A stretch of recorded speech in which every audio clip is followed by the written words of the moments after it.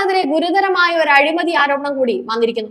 PSC അംഗത്വം വാഗ്ദാനം ചെയ്ത് 60 ലക്ഷം രൂപയ്ക്ക് കരാറുണ്ടാക്കിയെന്നും ഇതിൽ 22 ലക്ഷം രൂപ CPM-ന്റെ കോഴിക്കോട്ടുള്ള പ്രമുഖ നേതാവ് കൈപ്പറ്റിയെന്നും ഒരു കോഴിക്കോട്ട് സ്വദേശി തന്നെയാണ് വെളിപ്പെടുത്തിയിരിക്കുന്നത്. മുഖ്യമന്ത്രിയുടെ മരുമകനും പൊതുമരാമത്ത് മന്ത്രിയുമായ മുഹമ്മദ് റിയാസുമായുള്ള അടുത്ത ബന്ധം ഉപയോഗിച്ച് PSC പദവി നൽകാമെന്ന് പറഞ്ഞ പരാതിക്കാരനായ ഡോക്ടറിൽ നിന്ന് പണം കൈപ്പറ്റുകയായിരുന്നു അത്രേ. DYFI നേതാവായിരിക്കെ മുഹമ്മദ് റിയാസിന്റെ വലം കൈയായി പ്രവർത്തിച്ചയാളാണ് അഴിമതിക്ക് ഇടനിലക്കാരനായതെന്നാണ് വിവരം. PSC അംഗത്വത്തിന് 60 ലക്ഷം രൂപയാണ് കോഴ ഉറപ്പിച്ചതെങ്കിലും ഇത് ലഭിക്കാതെ വന്നപ്പോൾ ആയുഷ് വകുപ്പിൽ ഉയർന്ന സ്ഥാനം നൽകാമെന്ന് വാഗ്ദാനം ചെയ്തു. ഇതും നടക്കാതെ വന്നപ്പോൾ പണം കൊടുത്തയാൾ പാർട്ടിക്ക് പരാതി നൽകുകയാണ് ഉണ്ടായത്. അഴിമതി തുക ഫോണിൽ പറഞ്ഞുറപ്പിക്കുന്നതിന്റെ ശബ്ദ സന്ദേശവും പുറത്തു വന്നിട്ടുള്ളതിനാൽ ആരോപണ വിധേയർക്ക് അത്ര വേഗമൊന്നും രക്ഷപ്പെടാനാവില്ല. പരാതി ലഭിച്ചതിനെ തുടർന്ന് CPM അന്വേഷണം നടത്തിയെന്നാണ് പറയപ്പെടുന്നത്.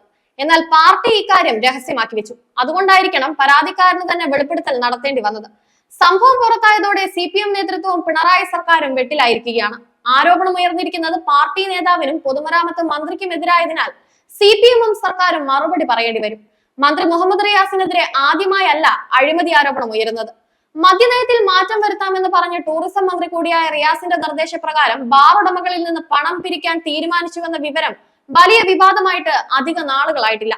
എക്സൈസ് വകുപ്പിനെ അറിയിക്കാതെ ടൂറിസം സെക്രട്ടറിയെ കൊണ്ട് ചില ബാർ ഉടമകളെയും പങ്കെടുപ്പിച്ച് യോഗം വിളിപ്പിച്ചത് മന്ത്രി റിയാസ് ആണെന്ന വിവരങ്ങളും പുറത്തു വന്നിരുന്നു. നിശ്ചിത തുക വീതം നൽകിയില്ലെങ്കിൽ സർക്കാരിൽ നിന്ന് കാര്യങ്ങൾ നേടിയെടുക്കാനാവില്ലെന്ന് ഒരു ബാർ ഉടമ തന്നെ പറഞ്ഞത് മന്ത്രിയെയും സർക്കാരിനെയും പ്രതിക്കൂട്ടിലാക്കി. യോഗം നടന്ന സ്ഥലവും തീയതിയും ആരാണ് യോഗം വിളിച്ചു കൂട്ടിയതെന്നും ആരെല്ലാമാണ് പങ്കെടുത്തതെന്നും ഒക്കെയുള്ള വിവരങ്ങൾ വെളിപ്പെട്ടിട്ടും തനിക്കതുമായി യാതൊരു ബന്ധവുമില്ലെന്ന് പറഞ്ഞൊഴിയുകയാണ് മന്ത്രി റിയാസ് ചെയ്തത്. ആരോപണങ്ങളെ പ്രതിരോധിക്കാൻ ശ്രമിച്ച മന്ത്രിക്ക് പലതവണ മാറ്റി പറയേണ്ടി വന്നു.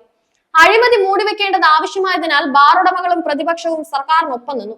പൊതുമരാമത്ത് വകുപ്പിലെ പല നിർമ്മാണ പ്രവർത്തനങ്ങളുടെ പേരിലും മന്ത്രി റിയാസിന് നേർക്ക് അഴിമതി ആരോപണങ്ങൾ വന്നിട്ടുണ്ട്. CPM-ഉമായി സഹകരിക്കുന്ന ഒരു സൊസൈറ്റിക്ക് സർക്കാർ കോടികളുടെ കരാർ നൽകുകയും അതിന്റെ വിഹിതം പാർട്ടിയും നേതാക്കളും മന്ത്രിമാരും ഒക്കെ കൈപ്പറ്റുകയാണെന്നുള്ള ആരോപണം ഇപ്പോഴും ശക്തമായി നിലനിൽക്കുകയാണ്.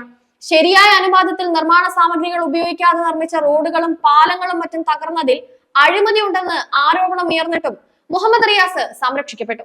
കാര്യമായ അഴിമതികൾ ഒന്നുമില്ലാതെ പൊതുമരാമത്ത് ഭരിച്ച സുധാകരന്റെ വിരുദ്ധ ധ്രുവത്തിലാണ് മുഹമ്മദ് റിയാസ് എന്ന വിമർശനം പാർട്ടിയിൽ തന്നെയുണ്ട്. അഴിമതിയാണ് പിണറായി ഭരണത്തിന്റെ മുഖമുദ്രയെന്ന് ആവർത്തിച്ച് തെളിയിക്കപ്പെട്ടിട്ടുമുണ്ട്. മുഖ്യമന്ത്രിയുടെ അഴിമതികൾക്ക് ഭൂഖണ്ഡാന്തര വ്യാപ്തിയുണ്ടെന്ന് പറഞ്ഞാൽ അതിൽ അതിശയോക്തി ഉണ്ടാകില്ല. മുഖ്യമന്ത്രിക്കും കുടുംബത്തിനുമെതിരെ ഉയർന്നിട്ടുള്ള അഴിമതി ആരോപണങ്ങൾ ഇത് ശരിവെക്കുകയും ചെയ്യുന്നു. ഈ അഴിമതി സാമ്രാജ്യത്തെ നിയന്ത്രിക്കാനാണ് മുഖ്യമന്ത്രി ഇടയ്ക്കിടെ നടത്തുന്ന വിദേശ യാത്രകൾ എന്ന് പോലും സംശയം ഉയർന്നിട്ടുണ്ട്. ഭരണ സംവിധാനം ഉപയോഗിച്ച് വൻതോതിൽ അഴിമതി നടത്തുകയാണെന്ന ആരോപണം പല കോണുകളിൽ നിന്ന് ഉയർന്നിട്ടും മുഖ്യമന്ത്രിക്ക് യാതൊരു കൂസലുമില്ല. അഴിമതിയുടെ വിവരങ്ങൾ പുറത്തു വരാതിരിക്കാൻ അന്വേഷണ ഏജൻസികളെ ദുരുപയോഗിക്കുകയും ചെയ്യുന്നു. PSC അംഗത്വം നൽകാമെന്ന് പറഞ്ഞ് പണം കൈപ്പറ്റിയെന്ന ആരോപണത്തിൽ മരുമകനായ മന്ത്രിയെ പ്രതിരോധിച്ച് മുഖ്യമന്ത്രി നിയമസഭയിൽ നടത്തിയ പ്രസ്താവന ശ്രദ്ധേയമാണ്. നാട്ടിൽ പല തട്ടിപ്പുകൾ നടക്കുന്നുവെന്നും അതിനെതിരെ നടപടിയെടുക്കുമെന്നും ഒക്കെ മുഖ്യമന്ത്രി പറയുന്നത് ആരും വിശ്വാസത്തിലെടുക്കില്ല. തട്ടിപ്പ് നടക്കുന്നവരിൽ പാർട്ടി നേതാക്കളും മന്ത്രിമാരും ഉണ്ടെന്നതാണ് പ്രശ്നം. അവർക്കെതിരെ എന്ത് നടപടി എടുക്കുമെന്നാണ് മുഖ്യമന്ത്രിയിൽ നിന്ന് ജനങ്ങൾ അറിയാൻ ആഗ്രഹിക്കുന്നത്. തെറ്റിദ്ധരിപ്പിക്കാനുള്ള തന്ത്രവും ഇനി വിലപ്പോവില്ല.